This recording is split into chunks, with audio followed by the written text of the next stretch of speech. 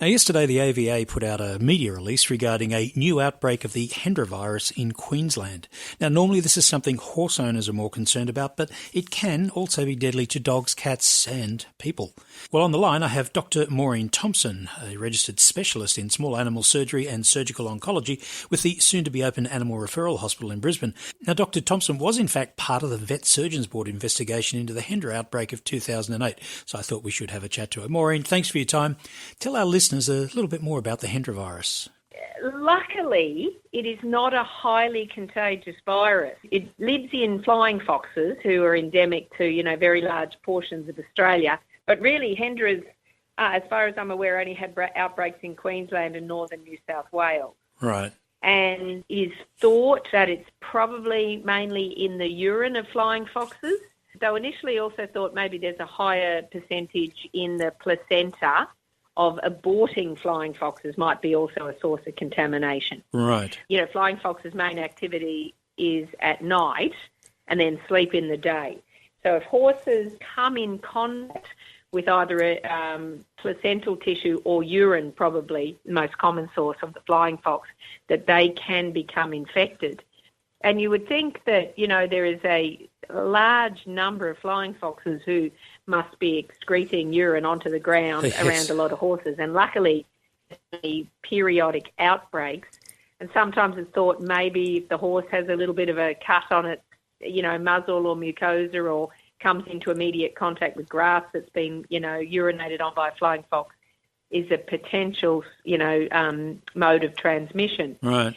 And then again, once the horse potentially becomes infected with the virus, luckily it is not highly contagious to humans.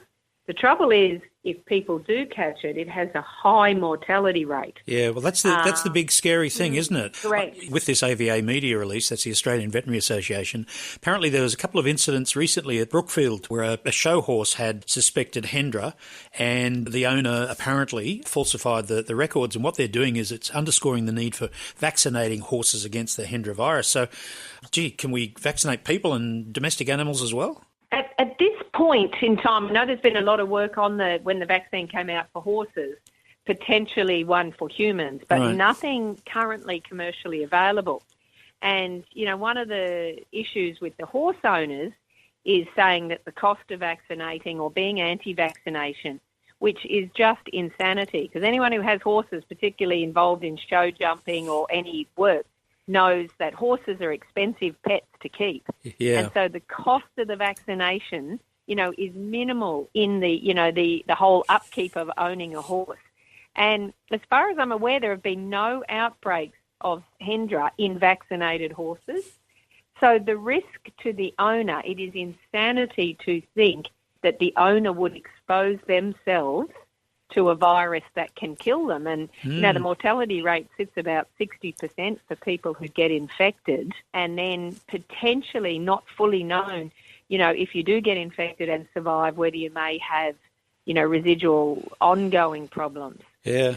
So, the cost of the vaccine to prevent something that might kill the owner or the owner's family or the poor vet who comes to treat it, it just is mind-boggling that not everybody has embraced the vaccine, but which they should. And particularly if someone was at a show like the Brookfield show, to falsify records, is just a criminal offence. Yes, right. yeah. Well, they're certainly looking into that. Well, I guess it's not something we need to be totally scared of, but certainly very aware of, particularly in those sort of semi-rural areas. And in Queensland, of course, in Brisbane rather, that Brookfield area, that's a big area for you. Now, can we move on to what you're doing, Dr Maurine Thomson? Yes. Yeah, what are you... We're very excited that we're about to set up a new Animal Referral Hospital in the western suburbs of Brisbane. Yeah. And even though we won't be treating horses, it'll be a specialist emergency and referral hospital for small animals. And so luckily for us, we don't see horses, but it is the possibility that dogs can also contract Hendra from being in association with infected horses.